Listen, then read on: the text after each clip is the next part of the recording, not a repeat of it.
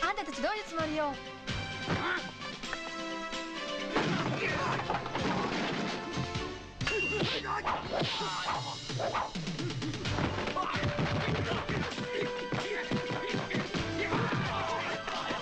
精武門啊，以前就第一，而家係咁嘅咋。落毒嘅一定係精武門嘅人。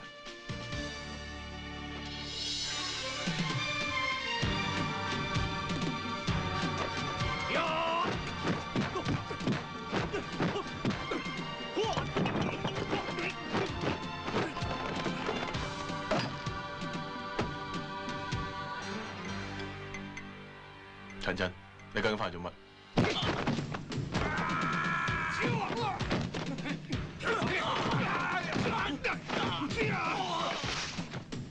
我睇得好清楚，你絕對唔係我師傅嘅對手。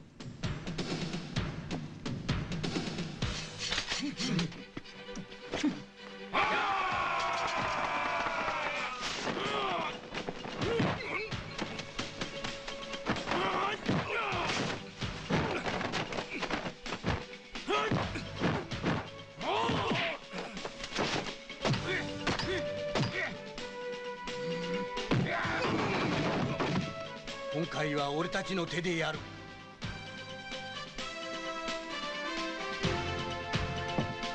唔係喎，伍師兄，人哋出招之前打低佢咪得咯？嗱，你啲拳如果唔夠力嘅，你打人10拳，對方都冇事。人哋打你1拳，你就累低，捱唔住啦。